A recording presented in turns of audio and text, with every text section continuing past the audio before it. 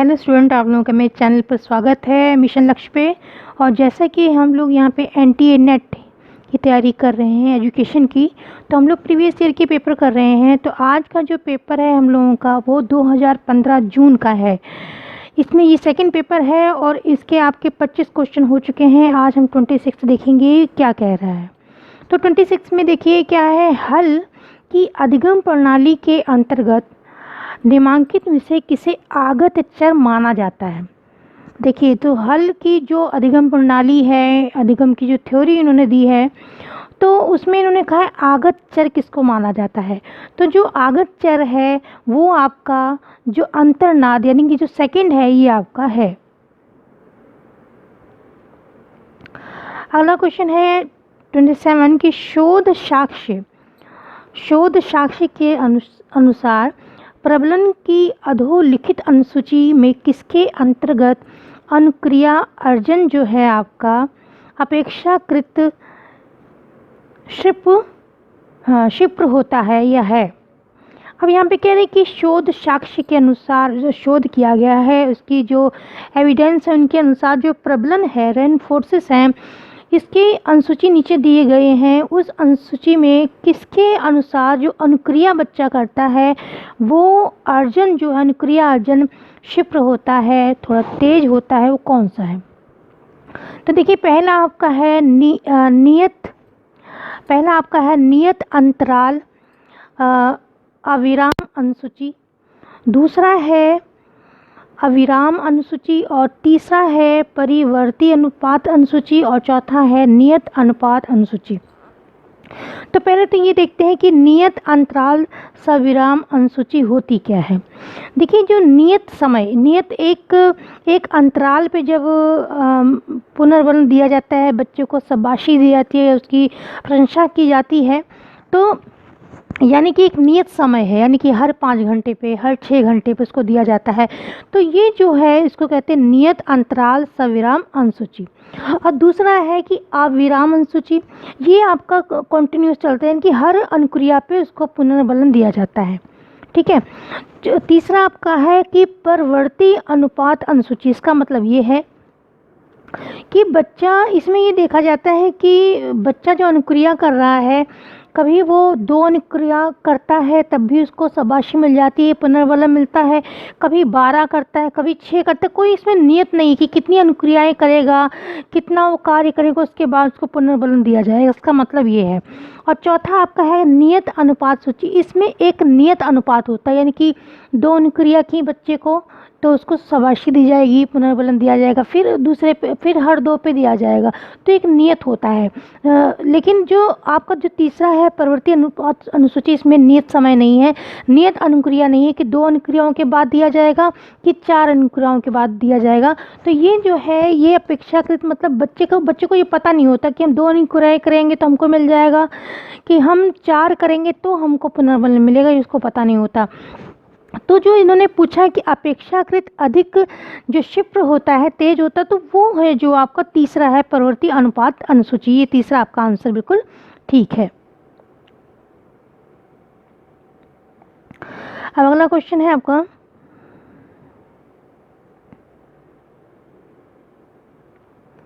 28, कह रहा है कि निम्नांकित में से किसे अभिप्रेरणा की अंतःवस्तु सिद्धांत संवर्ग को से जोड़ा जा सकता है।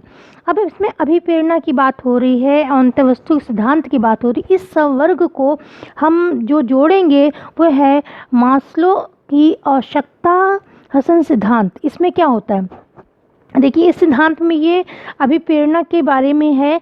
इसमें ये होता है कि जो मास्लो है वो आवश्यकता नीड की जो एक पूरी श्रेणी बताते हैं। तो उसमें सबसे पहले वो क्या बताते हैं, सबसे पहले कोई भी मनुष्य है तो उसको अपने शारीरिक सुरक्षा की चीज़ें, अपनी जो शारीरिक आवश्यकता है, जो भूख है, उसकी फ़िक्र होती है। ठीक है। उसके बाद जब वो उसको पूरी उस नीड को पूरी कर लेता है तो उसको सुरक्षा की ज़रूरत होती है कि किस तरीके से वो एक घर बनाए, अपने फैमिली के साथ उसमें सुरक्षित रहे। फिर उसकी ज़रूरत पड़ जाती है उसको। जब उससे भी वो आगे निकलता है फिर उसको समाज में समाज की ज़रूरत पड़ती है, उस पूरे समाज से जिसका रिलेशन होता है, किस तरीके से समाज में उसको इस्टेब्लिश करना, फिर उससे इसको ज़रूरत पड़ती है। फिर जब उससे और ऊपर जाता है, फिर वो अपने सम्मान की चिंता करते हैं कि अब मेरा सम्मान होना चाहिए, समाज में कैसे उसका सम्मान हो, फिर इसकी तरफ बढ़ता है। और जब सबसे और भी ज़्यादा ऊपर जाता है, फिर वो अपने आत्म स्वरूप को समझने की बात करता है, अपने आप को जानने की कोशिश करता है। तो ये जो मास्लो का आवश्यकता सिद्धांत है, जो कि हम अंतः वस्तु सिद्धांत से जोड़ सकते हैं, तो तीसरा आपका बिल्कुल ठीक है। अगला क्वेश्चन है कि फ्रायड की बात हो रही है। फ्रायड की व्यक्तित्व संबंधी इन्होंने मनोविश्लेषणवादी एक सिद्धांत दिया है व्यक्तित्व का। तो इस धारणा के अनुसार निम्नलिखित में से कौन सा मनो ऊर्जा का संसूचक है? देखिए, पहला है अहम, फिर है इदम, फिर पराहम, और एक है आपका मन का चेतना स्तर। तो देखिए, अहम जो है, इसमें इदम जो है वो बिल्कुल ही निम्न कोटि का है, यानी कि एक जैसे छोटा बच्चा है ना, कि वो कुछ सोचता नहीं, उसके मन में कोई विचार है तुरंत कार्य कर देता है। तो उस तरीके से जब हम इस श्रेणी में होते हैं, या इस स्तर पे होते हैं कि कोई भी विचार आया, हमने उसको तर्क वितर्क नहीं किया, कोई भी सोचा नहीं, तुरंत कार्य कर दिया, तो वो इदम है। और जो अहम होता है, अहम का ये होता है कि जब उस इदम को और ज़्यादा समाज में वो अपने अहम को और ज़्यादा बढ़ाता है, इदम को और बढ़ाता है, तो अहम बन जाता है। लेकिन जब पराहम होता है, पराहम जो है बहुत उच्च स्तर की बात है, इसमें वो देखता है कि समाज की मर्यादा के अनुकूल है कि नहीं है, ये कार्य करना उचित है कि नहीं है। तो जो पराहम है वो सबसे ऊंचे स्तर पे कहेंगे। तो इन्होंने पूछा है कि मनोसूचक, मनो ऊर्जा, तो मनो ऊर्जा की जो बात हो रही है, मन की ऊर्जा कैसे, जब मन में विचार आया तुरंत हमने वो कार्य कर दिया। तो मनो ऊर्जा कुछ संसूचक है, वो है आपका इदम। इदम पे आप टिक कर देंगे, बिल्कुल आपका ठीक है। अगला क्वेश्चन है कि व्यक्ति के किस पक्ष के बचाव हेतु रक्षा युक्तियां प्रयुक्त की जाती हैं?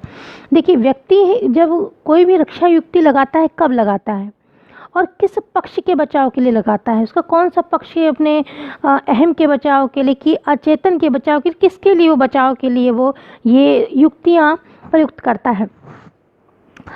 जब वो कोई ऐसा कार्य कर देता है, या कोई ऐसा उसके मन में छुपी हुई भावनाएं होती हैं, तो उसको वो चाहे इच्छाएं हैं, दबी हुई इच्छाएं हैं, तो उनसे वो अभिप्रेरित रहता है, तो फिर उसके लिए वो रक्षा युक्तियां ढूंढता रहता है। तो हम ये कहेंगे कि अचेतन रूप में अहम के लिए वो रक्षा युक्तियां चुनता है, ये लेता है। तो आपका 4 ठीक है इसमें। अगला क्वेश्चन है कि व्यक्तित्व की व्याख्या हेतु अधोलिखित सूची में किसने अंतर्हनारी और अंतर्नर की अवधारणा को प्रस्तावित किया है? तो ये आपके हैं जुंग ने यहाँ पे अंतर्नारी स्तर और अंतर्नर की स्थापना की अवधारणा की बात कही है। तो ये आपका व्यक्तित्व की व्याख्या में बिल्कुल ठीक होगा।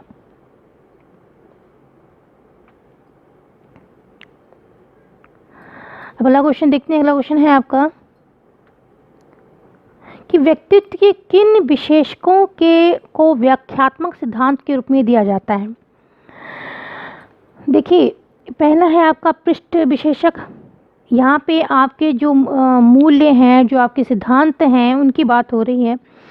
पृष्ठ विशेषक, मूल विशेषक, गौण विशेषक की केंद्रीय विशेषक की बात हो रही है। तो यहाँ पे देखिए, केंद्र, तो जो किसी व्यक्तित्व के जो विशेषक होते हैं, वो जब व्याख्यात्मक सिद्धांत के रूप में लिए जाते हैं, तो वो आपके मूल मतलब कि जो सोर्स हैं उसके, जो जहाँ से वो वैल्यूज़ निकली हैं, मूल विशेषकों की बात वहाँ पे होती है। तो आपका सेकंड बिल्कुल ठीक है। अब अगला क्वेश्चन है कि समंजन प्रक्रिया का प्रारंभ होता है, कहाँ से होता है? हम सामंजस्य करते हैं या समंजन करते हैं, उसकी प्रक्रिया का जो प्रारंभ है, शुरुआत है आपकी, कहाँ से होती है? तो ये जो प्रक्रिया है आपकी, वो शुरू होती है जब हमको कोई आवश्यकता पड़ती, कोई ज़रूरत हमको अगर पड़ती है, तो उसको कोई भी आवश्यकता, अगर हमको नीड कोई चीज़ की है, तो हम जो ये प्रक्रिया है समंजन की प्रक्रिया का, वहाँ पे आरंभ होता है। तो आपका 4 बिल्कुल ठीक है। आगे कह रहे हैं 34 क्वेश्चन है कि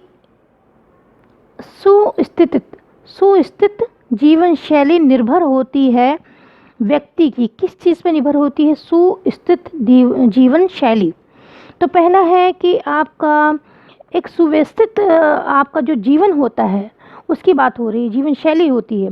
तो पहला है आपका संपन्नता एवं पर्याप्तता पर, कि साधन एवं उसकी उपलब्धता पर, कि मूल्य की एवं अभिवृत्तियों पर, कि कुछ पाने के लिए कुछ करने पर। देखिए, आप अगर अपने जीवन में एक व्यवस्थित जीवन शैली चाहते हैं तो किस लिए चाहते हैं? क्या साधन पाना चाहते हैं, कि उपलब्धता चाहते हैं, संपन्नता चाहते हैं? पहले तो बात ये है कि हम इसलिए चाहते हैं कुछ पाने के लिए, कोई चीज़ पाने के लिए, चाहे इसमें आपकी कोई भी चीज़ संपन्नता हो, साधन, कोई भी चीज़ पाने के लिए कुछ करने पर वो निर्भर होती है। तो ये आपका जो 4 है बिल्कुल ठीक होगा। अगला क्वेश्चन है, गेने की अधिक्रमता में निम्नलिखित में से किसे समप्रत्यय अधिगम के अंतर्गत नहीं शामिल किया जाएगा? अब ये क्वेश्चन आपके इसमें बहुत बार आ चुका है नेट में, और मैंने भी आपको हर पेपर में इसको लगभग समझाया है। इसमें पूरा एक इन्होंने एक तरह से अधिक्रम है इनका, इन्होंने बताया हुआ है। तो इसमें नीचे से जो स्टार्ट होता है, कि बच्चा जो सीखता है उससे स्टार्ट हो रहा है। तो संकेत जो अधिगम है उससे स्टार्ट होता है। मैंने आपको बताया था सबसे नीचे से स्टार्ट करेंगे। जैसे बच्चा है वो सीखता है संकेतों के माध्यम से, फिर अनुक्रिया उद्दीपन होता है, फिर श्रृंखला होती है, फिर शाब्दिक होता है, फिर बहुभेदीय होता है। ये 8 होते हैं।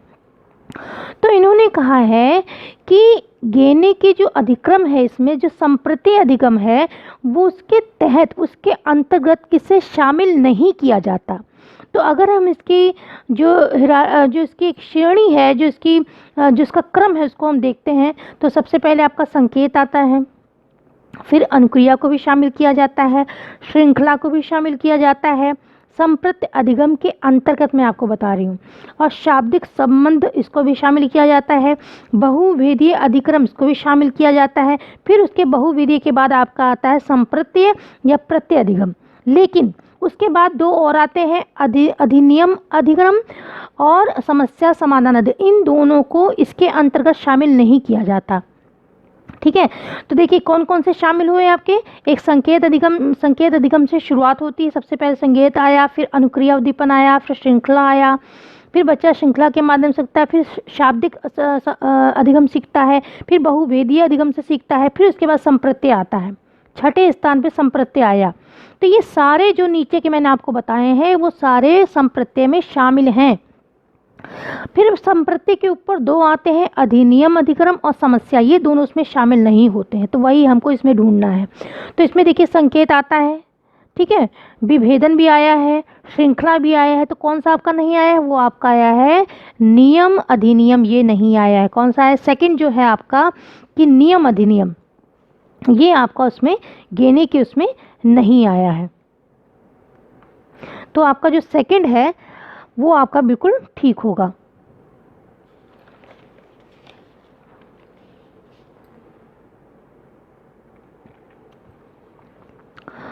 अब अगला क्वेश्चन आपको देखते हैं। अगला क्वेश्चन है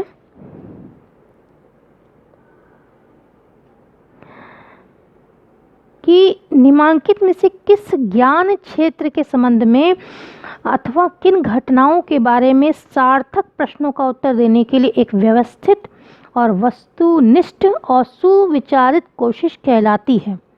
समस्या समाधान कहलाती है, कि शोध कहलाता है, कि आपका सिद्धांतीकरण कहलाता है, कि आपका जो आविष्कार कहलाता है? तो देखिए, जब हम कोई भी घटना के बारे में सार्थक प्रश्नों का उत्तर देने के लिए एक व्यवस्थित वस्तुनिष्ठ और कोशिश करते हैं तो आपका कहलाता है समस्या समाधान। तो आपका जो पहला है वो बिल्कुल ठीक है। अगला क्वेश्चन है आपका कि शिक्षा के क्षेत्र में शोध, पहली बात तो ये कौन से क्षेत्र में? शिक्षा के क्षेत्र में शोध हो रहा है। शोध करने के लिए निम्नलिखित में से कौन सा प्रमाणिक तर्क नहीं है? यहाँ पे भी आपको नहीं पूछा गया है। तो देखिए, पहला है आपका शिक्षा सिद्धांत के विकास के लिए। ये तर्क है, ये जो किया जाता है शोध शिक्षा के क्षेत्र में, वो किस लिए किया जाता है? शिक्षा के सिद्धांत में विकास के लिए किया जाता है, कि शैक्षिक व्यवहार के सुधार में किया जाता है, कि शिक्षकों को सामाजिक जागरूकता में सुधार के लिए किया जाता है, कि ठोस शैक्षिक नीतियों के विकास के लिए किया जाता है। तो जो आपका देखिए, जो शिक्षा के क्षेत्र में शोध होते हैं, वो इन्होंने कहा है कि उसका ये कही कि उसमें कौन सा प्रमाणिक तर्क नहीं है। तो शिक्षा के क्षेत्र में जो शोध होते हैं, उनसे देखिए शिक्षा सिद्धांत के विकास में हमको मदद मिलती है, शैक्षिक व्यवहार में सुधार करने के लिए भी किया जाते हैं, क्योंकि शिक्षा के क्षेत्र में जो भी आपके शोध हो रहे हैं वो एक शिक्षक करता है, तो सुधार के लिए तो करता है, सुधार के लिए और शिक्षण सिद्धांतों के विकास के लिए, और चौथा आपका है ठोस और शैक्षिक नीतियों के विकास के लिए। ये तीनों चीज़ों के लिए करता है। लेकिन जो आपका 3 है उसको देखिए, शिक्षकों को सामाजिक जागरूकता में सुधार के लिए। अब ये शिक्षा के क्षेत्र में जो शोध हो रहा है उसमें सामाजिक जागरूकता की कौन सी बात आ गई? ये तो इसका तर्क ठीक नहीं है, तो इसी में ये पूछा गया कि प्रमाणिक तर्क नहीं है, तो ये आपका जो तीसरा है बिल्कुल ठीक है।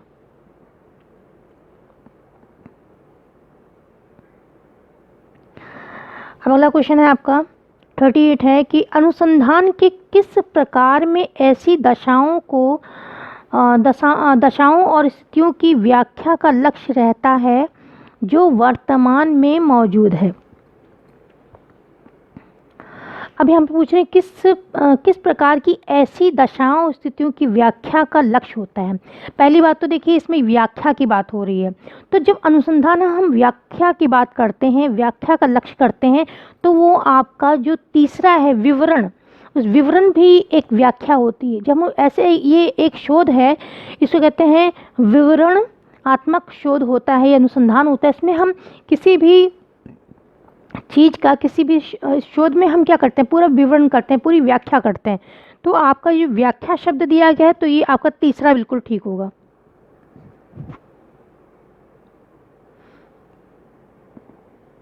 अब 39 क्वेश्चन है आपका,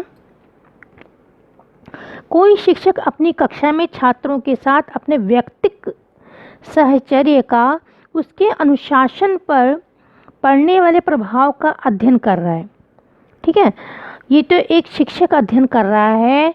क्या अध्ययन कर रहा है? छात्रों के साथ अपने जो उसके व्यक्तिगत जो साहचर्य है, उसके अनुशासन पर पड़ने वाले प्रभाव का, यानी कि जो अगर कोई टीचर होते हैं कि बच्चों से बहुत अच्छी तरह से बिहेव करते हैं, बहुत अच्छे पोलाइटली बात करते हैं, कुछ बहुत ज़्यादा उनसे मतलब कठोर व्यवहार करते, तो ये उस बात पे, ये उस के अनुशासन पे इसका क्या प्रभाव पड़ता है, उसका अध्ययन कर रहे हैं।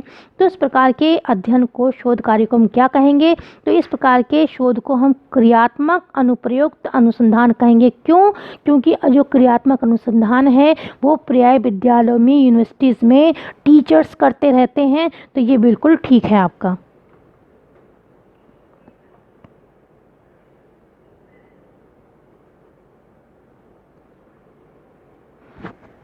अगला क्वेश्चन है कि किसी अध्ययन में छात्रों की उपलब्धि एवं अभिप्रेरणा के संदर्भ में समवर्गी अधिगम का अध्ययन किया जा रहा है। इस अध्ययन के लिए शोध कार्य का कौन सा नाम स्वीकार्य होगा? तो आपका ये जो क्वेश्चन है, इसमें देखिए इन्होंने कहा है किसी एक अध्ययन हो रहा है छात्रों की उपलब्धि और अभिप्रेरणा के संदर्भ में। वहाँ क्या उनका लक्ष्य है? छात्रों की उपलब्धि और अभिप्रेरणा के संदर्भ में समवर्गीय अधिगम, यानी कि जो उनके समान वर्ग हैं उनके उस अधिगम के बारे में बात हो रही है। उस अधिगम का जो उपलब्धि अभिप्रेरणा उसका बारे में अध्ययन किया जा रहा है। तो कौन सा अधिगम वहाँ पे लगाया जाएगा? तो आपका लगाया जाएगा प्रयुक्त अनुसंधान, वहाँ पे लगाया जाएगा। तो आपका ये बिल्कुल जो तीसरा है बिल्कुल आपका ठीक है। अगला क्वेश्चन है कि जिस प्रक्रिया में क्रियाचर के सूचक इंद्रिय गोचर और मापन योग्य हो जाते हैं वह कहलाते हैं। देखिए, जिस प्रक्रिया में किसी चर के सूचक जो हैं वो आपके दृष्टिगोचर हैं, यानी कि दिखाई दे रहे हैं, सामने मापन योग्य हो जाते हैं। कुछ देखिए चर, कुछ हमारे जो हम शोध करते हैं वेरिएबल ऐसे होते हैं जिनको हम दृष्टि से अपनी देख सकते हैं, दृष्टिगोचर हैं। कुछ ऐसे हैं जो काल्पनिक, उनको हम देख नहीं सकते, हम बिल्कुल प्रकट नहीं कर सकते हैं। तो इस तरीके, तो वो क्या कहलाते हैं, ठीक है, उस प्रक्रिया को हम क्या कहते हैं। तो यहाँ पे देखिए आपका जो है उसको हम कहेंगे चर का परिचालन करना, उसको कहेंगे चर का परिचालन करना। कि सेकंड आपका बिल्कुल ठीक है।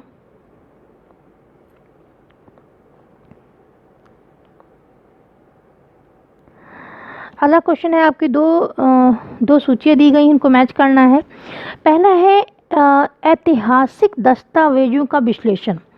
जो ऐतिहासिक दस्तावेजों का आपका जो विश्लेषण है, इसको किससे मैच करेंगे। पहले तो देखिए इसमें क्या दिया गया है, एक तरफ आपको जो भी प्रेषण है या दस्तावेज है वो दिए गए, फिर वो कहाँ से मिलते हैं वो भी बात बताई गई है। जो ऐतिहासिक दस्तावेजों का विश्लेषण है, ये आपका,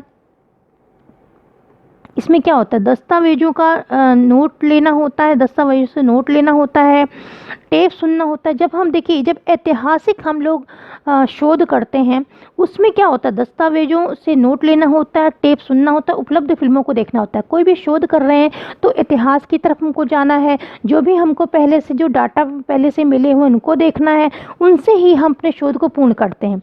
तो ये आपका जो है बिल्कुल ठीक है। तो इससे हम आपका थर्ड जो है मैच कर देंगे। अब है अप्रतिभागी प्रेक्षण।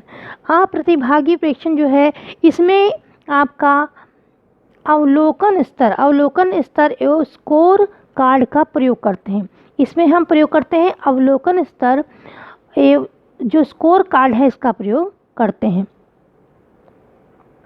और जो प्रतिभागी है, प्रतिभागी में आप और प्रतिभागी में हम लोग देखते हैं कि आप औपचारिक तथा अनौपचारिक वार्तालाप, टेप का यथासंभव उपयोग करते हैं, वीडियो रिकॉर्डिंग करते हैं। और आपका जो व्यष्टि अध्ययन है, जो केस स्टडी हम लोग करते हैं, उसमें क्या करते हैं, गहन अध्ययन के लिए रेखीय या क्षैतिज अथवा दोनों विधियों का आंकड़ों का डेटा का संग्रह करते हैं। तो इसके हिसाब से आपका जो ठीक है वो जो आपका 4 है वो बिल्कुल ठीक है।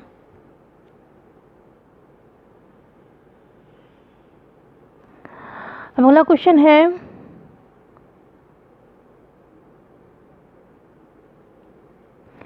कि जिस सुप्रभाषित समुच्चय से कोई शोधकर्ता अध्ययन के लिए प्रतिनिधि इकाइयां चुनता है, वह समुच्चय क्या कहलाता है। वो आखिर जो चुनता है समुच्चय को शोधकर्ता अध्ययन के लिए, उसको हम क्या कहते हैं।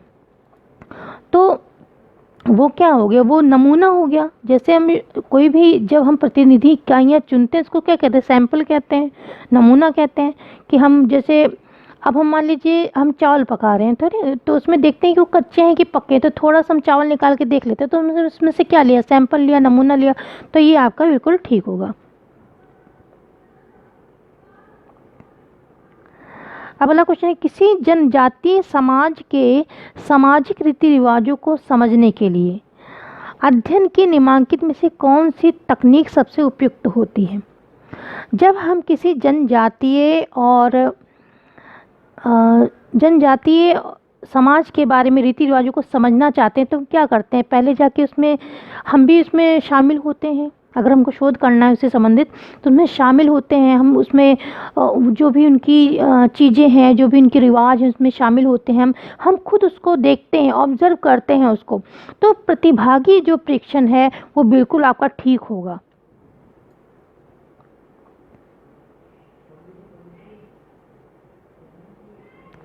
अगला क्वेश्चन है 45 है। आपको 2 अभिकथन दिए गए हैं कि सार्थकता के स्तर में अभिवृद्धि प्रकार सेकंड त्रुटि को संभावना बढ़ जाती है। अब इसका कारण बताया है कि सार्थकता के उच्च स्तर से सही परिकल्पना के अस्वीकार्य की संभावना बढ़ जाती है। इसके आपके जो बताया है, इसमें देखिए, इसमें ए और आर दोनों ही सही हैं, दोनों अपनी अपनी जगह पे ठीक है।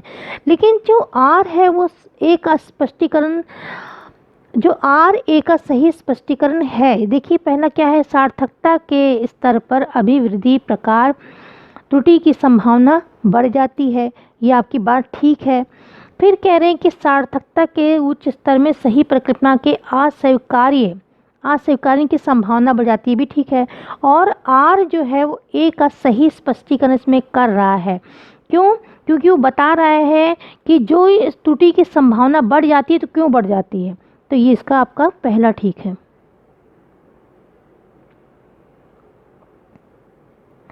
अगला है आपका कि उच्च स्तर माध्यमिक शिक्षा के बारे में शिक्षकों की राय जानने के लिए किए जाने वाले सर्वेक्षण में निम्नलिखित में से कौन सा उपकरण सबसे उपयुक्त है।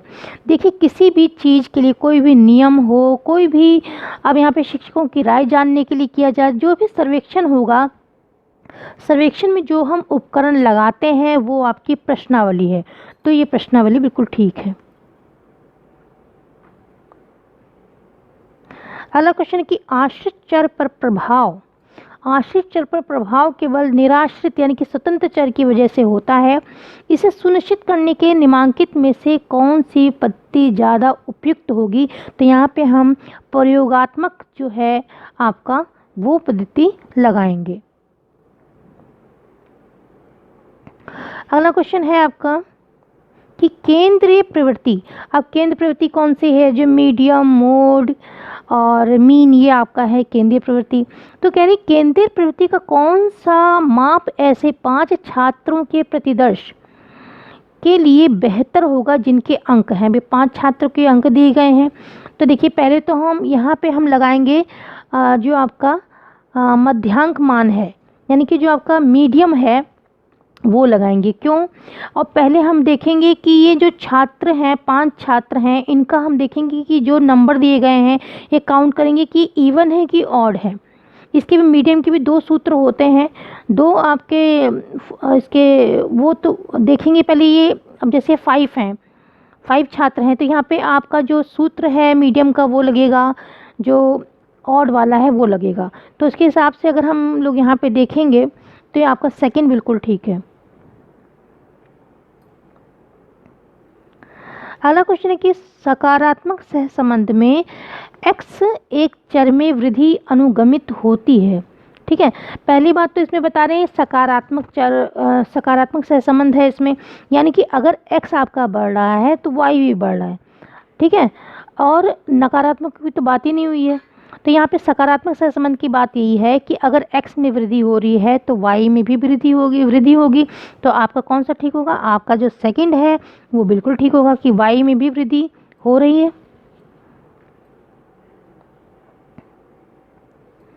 और नकारात्मक सहसंबंध क्या होता है?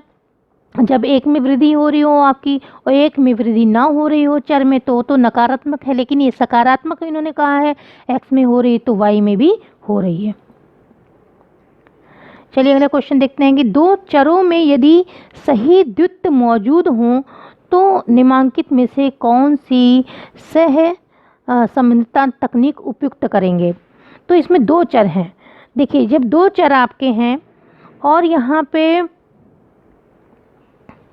हाँ आपके जो 2 चर हैं इसमें, तो 2 चर में क्या होता है, 2 चर तो है लेकिन उन्होंने कहा है कि सही द्वित्व, दो चर हैं उसमें से ये जो है कि 2 चर होते हैं इसमें एक एक्स वाई, जो एक चर है चाहे एक्स चाहे वाई, उसमें हम अपनी सही द्वित्व माने कि बिल्कुल वास्तविक उसको हम बांटते हैं, वास्तविक रूप से उसका विच्छेद करते हैं। जैसे हमारे पास x और y है तो y में हम अपनी इच्छा अनुसार जो उनको बांटेंगे नहीं, वो वास्तविक जो बांटने की परिस्थितियां हैं उनसे बांटेंगे। जैसे कि इसमें ये होता है कि कोई कहने का तात्पर्य है कि जैसे कि यहाँ पे चर का जो विभाजन है वो अपनी अपनी इच्छा से नहीं करते हैं, बल्कि वास्तविक रियल होता है। जैसे कि आप इनको बांटेंगे, y को बांटेंगे जैसे मेल और फीमेल, और आप बांटेंगे लिविंग और डेड, लॉयल और डिसलॉयल। इस तरीके से जो वास्तविक बांटने की प्रक्रिया है उसको हम, और इसको कहते क्या है, ये है आपका बिंदु द्विक्रमिक सहसंबंध, इसको कहते हैं। अगर इसको और तो अगर कोई डाउट है तो आप लोग ज़रूर कमेंट के द्वारा बताइए, उसको पूरी तरह से समझाया जाएगा। So thanks for watching.